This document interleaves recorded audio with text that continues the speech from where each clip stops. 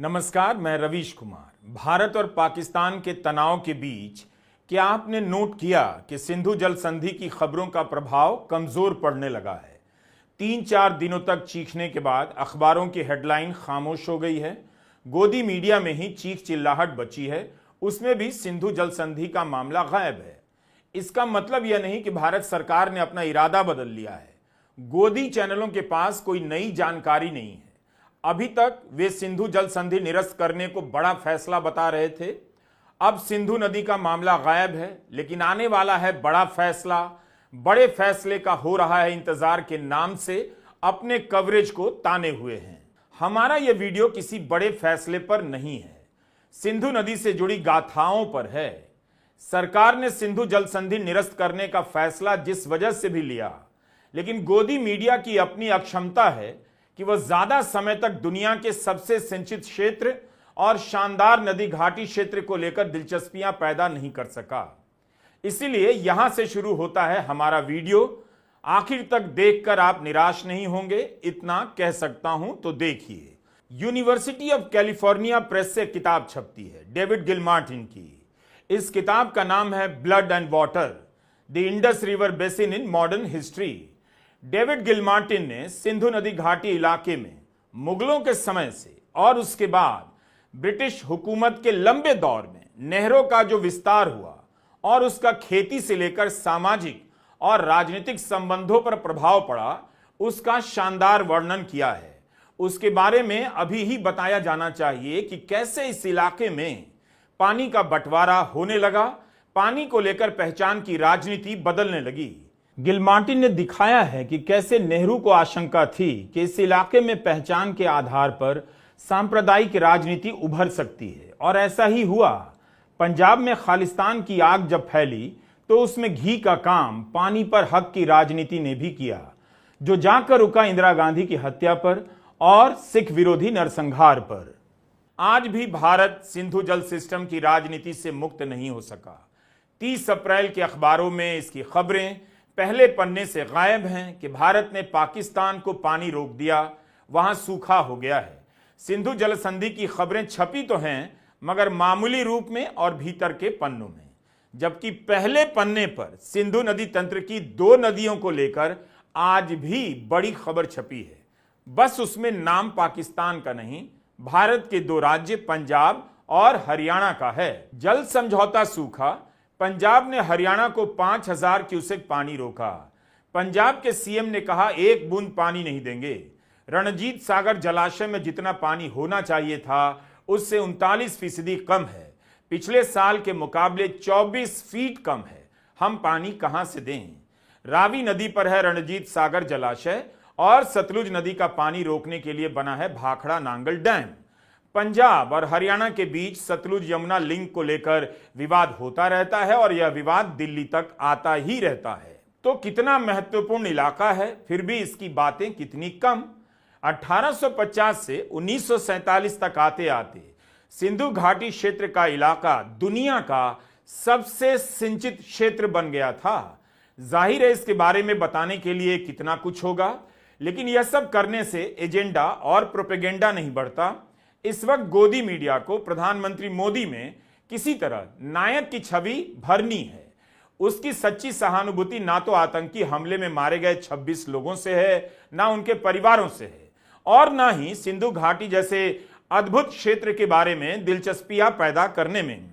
मुगलों ने और अंग्रेजों ने इस इलाके में क्या किया कि यह दुनिया का सबसे सिंचित क्षेत्र बन गया, इस बारे में बताया जाना चाहिए।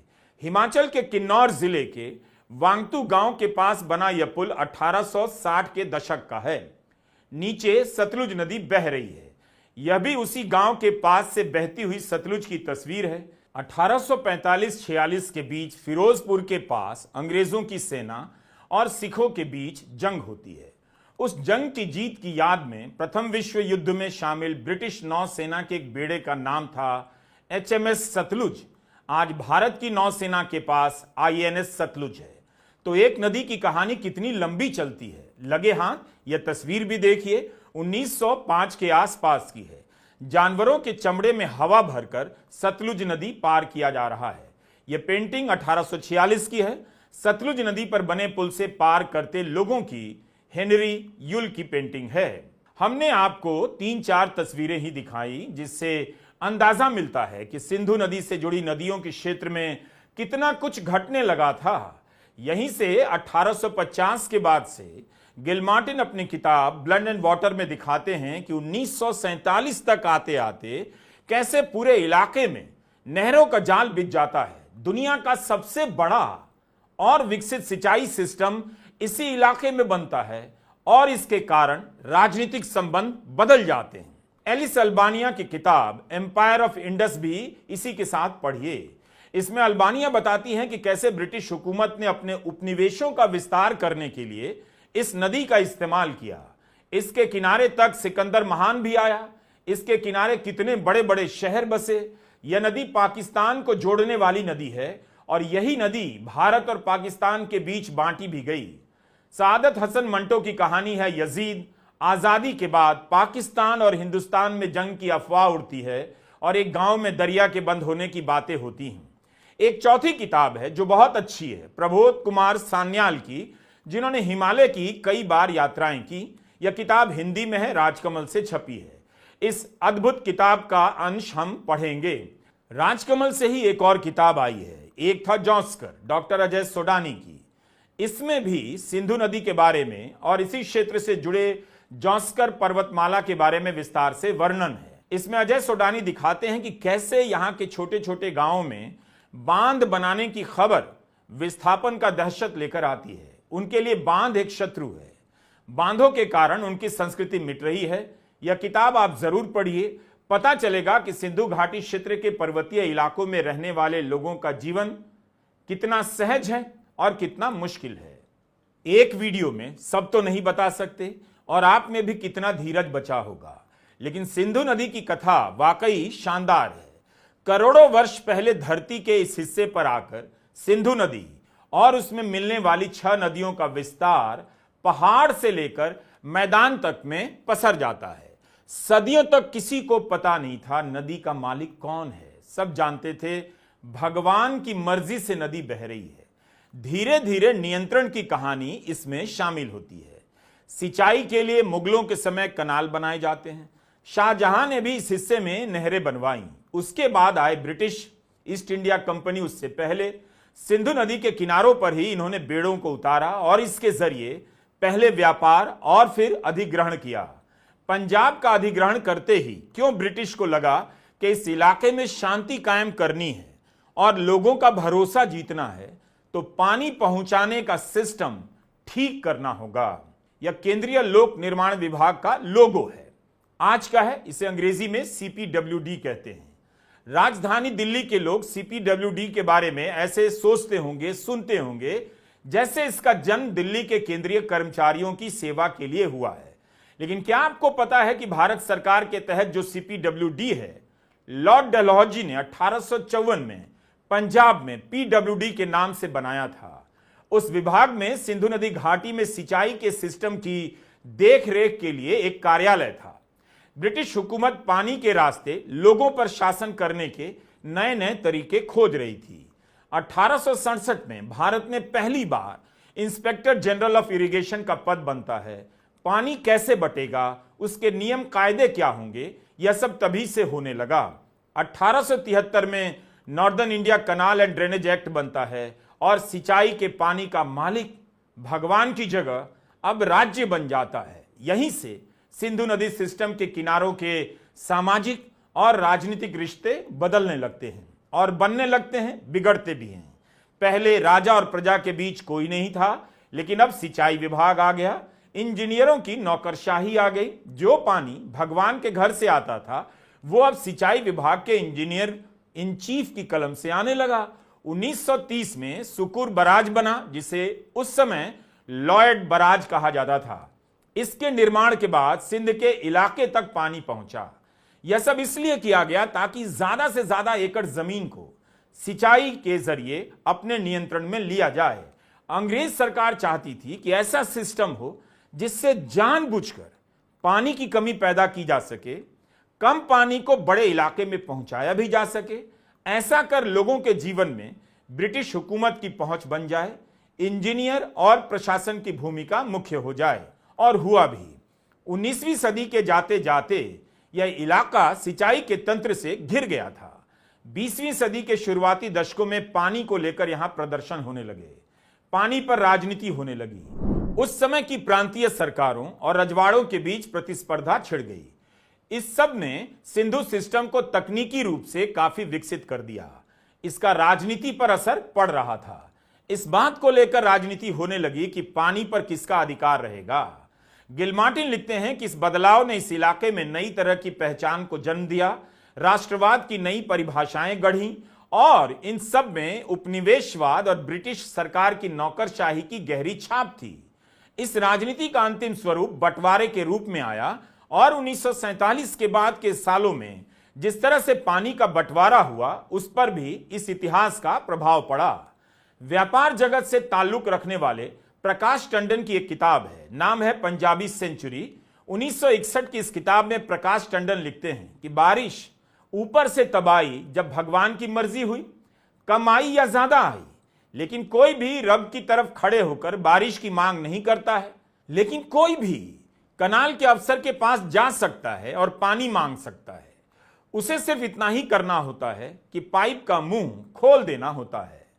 तो इस तरह से सब कुछ बदल जाता है 1850 से लेकर 1947 तक आते आते। अब सिंचाई के इस तंत्र को खत्म तो नहीं किया जा सकता था। 1947 में विभाजन के समय बड़ा मसला बन गया कि दो देश तो बट गए, अब पानी कैसे बांटेंगे, नदियों को कैसे बांटेंगे, जो बिना वीजा के आज भी दोनों देशों के बीच आराम से आवाजाही कर रही हैं। विभाजन के बाद भी भारत और पाकिस्तान दोनों तरफ महासिंधु से जुड़ी नदियों पर नहरों और बराज का बनना जारी रहा। नदियों को नहरों के माध्यम से जोड़ा जाने लगा। 1950 के दशक में रावी और ब्यास का लिंक बन गया था। जवाहरलाल नेहरू ने भाखड़ा प्रोजेक्ट को सिंधु जल संधि से क्यों अलग रखा? क्योंकि भारत पूर्वी नदियों पर अपने कंट्रोल को बनाए रखना चाहता था। 1954 में विश्व बैंक ने जो प्रस्ताव दिया उसी के आधार पर भारत और पाकिस्तान के बीच संधि होती है। बीकानेर स्टेट ने भी सतलुज का दावा कर दिया, जबकि सतलुज से काफी दूर था। लेकिन बीकानेर स्टेट के इसी दावे के कारण ही आगे चलकर भारत ने विश्व बैंक और पाकिस्तान को पानी देने के लिए राजी कर लिया। 1955 में हुए इंटरस्टेट वाटर एग्रीमेंट के चलते राज्यों में नदियों को लेकर विवाद शुरू हो गया। राजस्थान को रावी और ब्यास का 50% पानी मिल गया। राजस्थान का इन नदियों से संबंध तो नहीं था, मगर राजस्थान कनाल के रास्ते यहां तक पानी पहुंच गया। इसका नाम इंदिरा नहर तब पड़ा जब 1984 में इंदिरा गांधी की हत्या हुई। उसके बाद नाम रखा गया। आज जब पाकिस्तान की तरफ जाने वाले पानी को बंद करने की बात हो रही है तो राजस्थान के किसान मांग करने लगे हैं कि उनकी तरफ दिया जाने वाला पानी बढ़ा दिया जाए। गंग नहर प्रोजेक्ट के चेयरमैन हरविंद्र सिंह गिल का कहना है कि हरिके बैराज से पाकिस्तान को जाने वाला पानी बंद करके राजस्थान की ओर 3 गुना अधिक पानी दिया जाए। इंदिरा गांधी नहर को 12,000 क्यूसेक की जगह 20,000 क्यूसेक तक पानी मिल सकता है। आपातकाल के समय 1976 में पंजाब और हरियाणा के बीच पानी का बंटवारा हुआ तो उसे लेकर गुस्सा भड़क गया। पंजाब को लगा कि केंद्र उनका पानी लेकर पहले राजस्थान को दे दिया और अब हरियाणा को दे रहा है। अगले कुछ दशक तक, बल्कि आज भी पंजाब और हरियाणा में सतलुज के पानी को लेकर विवाद होता रहता है। हमने गिलमार्टिन की जिस किताब का जिक्र किया है उसमें खालिस्तानी उभार के पीछे जो पहचान की राजनीति थी उसे पानी के अधिकार को लेकर भी उभारा गया। इस राजनीति के कारण देश को और सिख समुदाय को बड़ी कीमत चुकानी पड़ी। सिखों के खिलाफ दिल्ली और देश के दूसरे हिस्सों में नरसंहार हुआ। इंदिरा गांधी की हत्या के बाद राजीव गांधी और लोंगोवाल के बीच 1985 में समझौता होता है। इस समझौते का एक हिस्सा सतलुज यमुना लिंक भी था, जिसका मकसद था सिंधु नदी के पानी को हरियाणा तक लाया जाए। इस योजना की शुरुआत इंदिरा गांधी के समय हो चुकी थी। इसी इलाके में भारत की हरित क्रांति होती है। हरित क्रांति ने पर्यावरण के अनेक और अजनबी किस्म के संकटों को जन्म दिया, जिसने राजनीति को कई कोनों से बेचैन कर दिया। मशहूर पर्यावरणविद वंदना शिवा की एक किताब है the violence of the green revolution, university press of Kentucky से छपी है। यह किताब 1989 में आई, इंदिरा गांधी की हत्या के 5 साल बाद। इसमें वंदना शिवा बताती हैं कि पंजाब में हिंसा का जो दौर चला उसका कारण केवल धर्म की पहचान तक सीमित नहीं था। 1980 के बाद से एशियाई समाजों में जंगल, जलाशय, पेड़ आदि प्रदूषित होने लगे या खत्म होने लगे। इसी के साथ सामाजिक और नस्ली पहचान की राजनीति उभरने लगी। ये दोनों ही संकट आपस में जुड़ गए। पंजाब में पर्यावरण और सामाजिक पहचान की लड़ाई हिंसक रूप लेने लग जाती है। आधुनिक पंजाब में जो हिंसा हुई उसके केंद्र में हरित क्रांति का संकट भी था। हरित क्रांति से पंजाब के खेत लहलहाने तो लगे, लेकिन उसकी जमीन जहरीली हो गई। फसलों में कीटनाशक और कीड़ों का प्रकोप फैल गया। कहीं पानी का जमाव हुआ तो कहीं पानी सूख गया। किसान कर्जे में डूब गए। आधुनिक पंजाब के इतिहास में हजारों मौतें इसी हरित संकट से जुड़ी हैं। अकेले 1988 में पंजाब में 3000 हत्याएं हुई।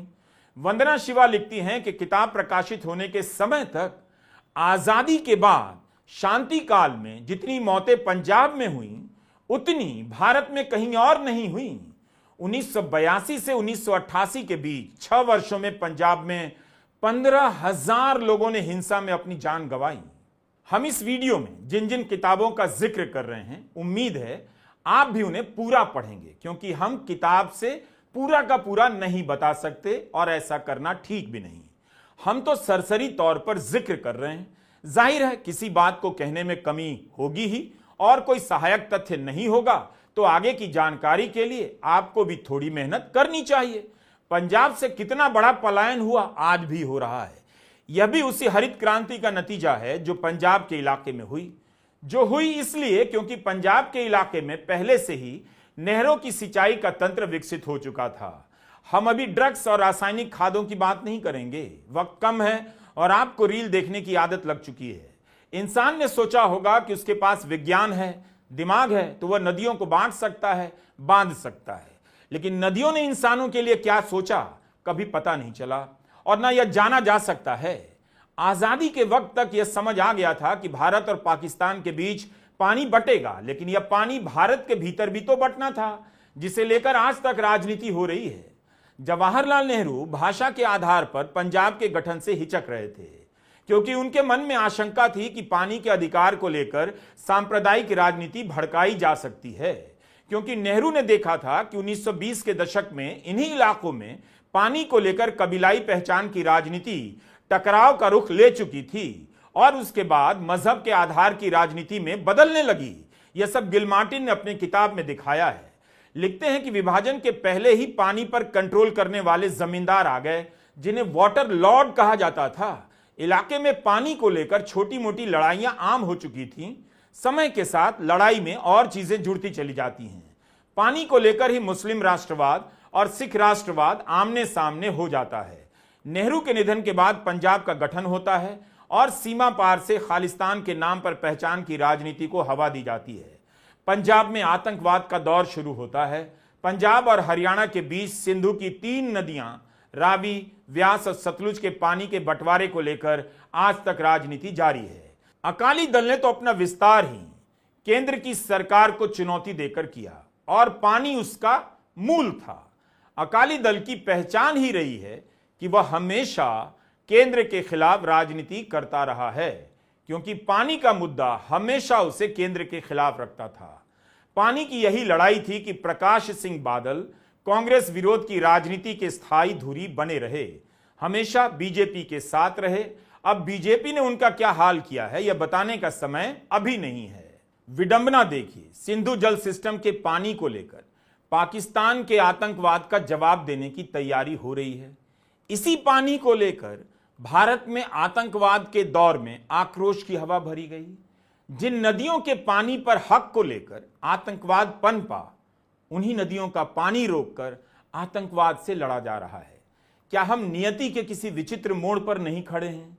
सिंधु नदी के पानी को कंट्रोल कर हमने कुछ दशक के लिए खेतों को सींच लिया, लेकिन इसी पानी को लेकर हिंदू, मुसलमान और सिख पहचान की राजनीति खड़ी हो गई, जिसने लहू की धारा दोनों तरफ से बहा दी। इतना कुछ होता रहा, आगे भी बहुत कुछ होगा। नदियां वैसे ही बह रही हैं जैसे करोड़ों साल से बहती आ रही हैं।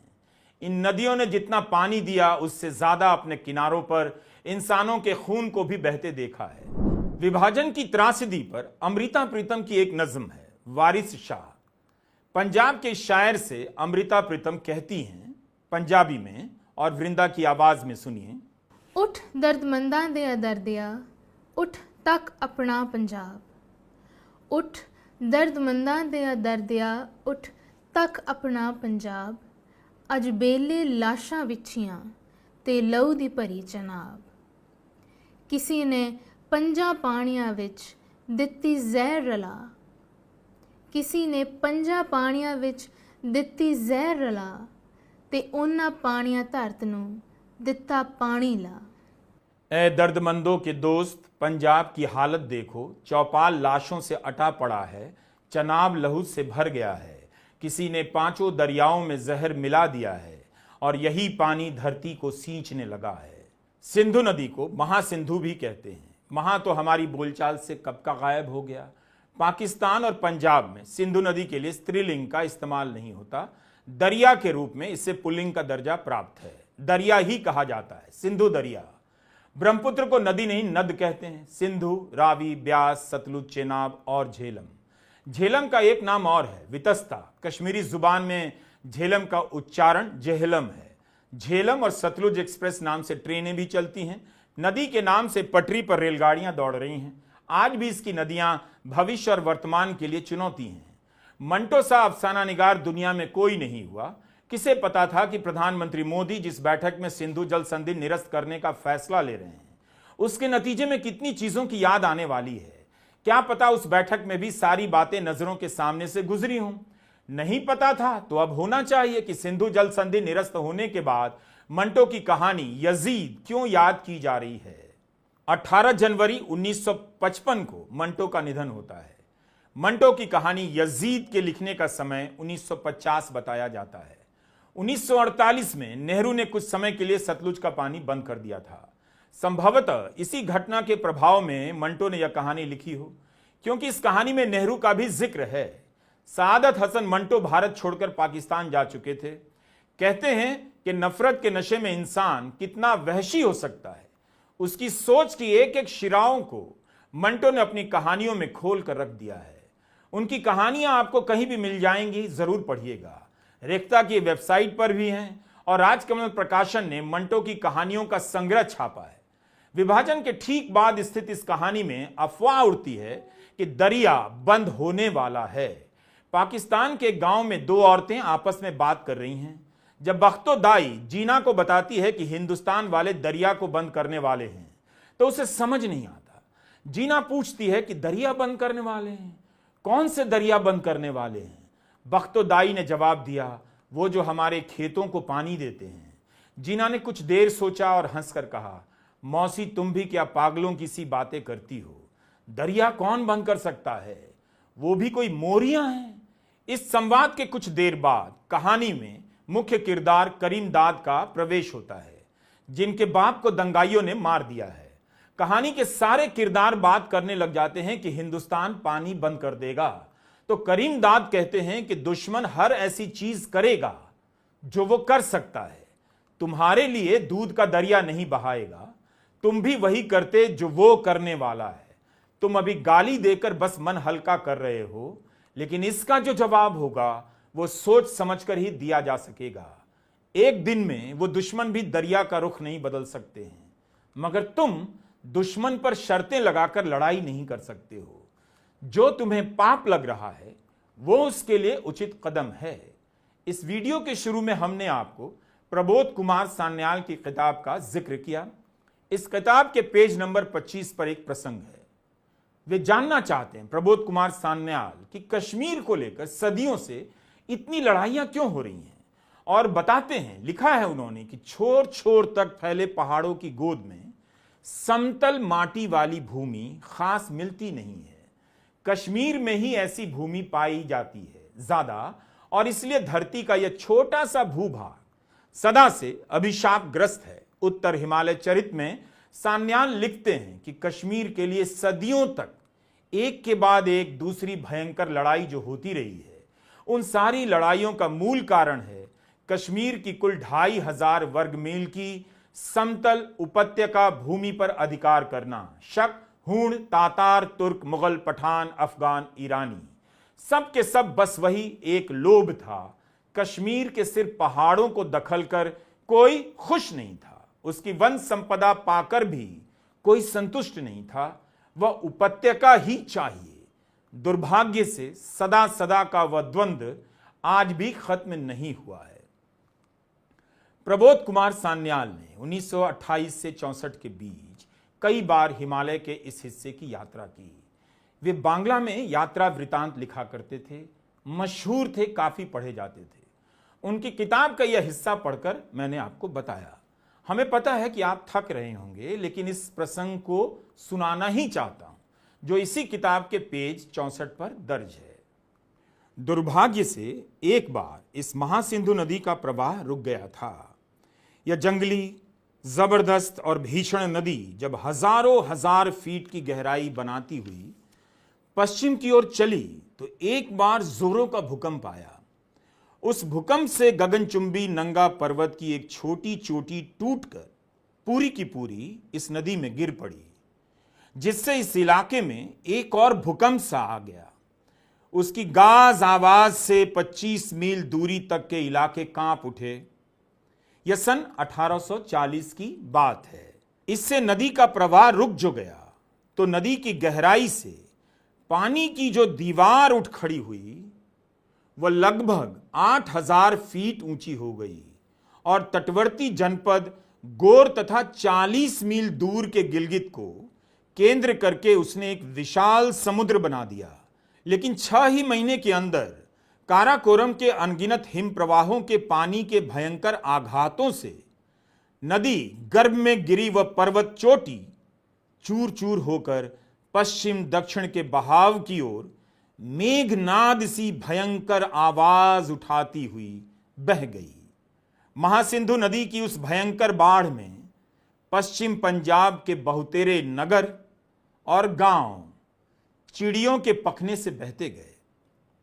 एक तरफ उत्तर में स्कार्दू और दूसरी तरफ गिलगित, इन दो जनपदों के बीच उस दिन के उस जल प्राचीर का इतिहास आज भी स्मरणीय है। इस प्रसंग से यही पता चलता है कि सिंधु भी अगर चाहे खुद से अपना रास्ता बदल ले तो भी उसकी तबाही बहुत बड़ी होती है। यह सब उनके लिए बताया जो टीवी पर आपको बता रहे हैं, बांध बनाकर पहाड़ों को उड़ाकर भारत सिंधु का रास्ता बदल देगा। यह बातें उनके लिए है जो समझते हैं कि एक बटन दबाकर सिंधु दरिया की रफ्तार रोक दी जाएगी। भीषण पहाड़ी इलाके के बीच पसरे मैदानी इलाकों में राजनीति का ख्वाब इसलिए कभी साकार नहीं हो सकता कि किसी के हाथ में बंदूक है, परमाणु बम है। मसला आतंकवाद का जरूर है और फैसला युद्ध से होना है। इन सब फैसलों से मुश्किल और महान है हिमालय के इस हिस्से में खड़े पहाड़ों और बहती नदियों का अपना फैसला। उम्मीद है आपने इस वीडियो को ठीक से देखा होगा, दोबारा भी देखिए। इसका मतलब यह नहीं कि युद्ध नहीं होना चाहिए।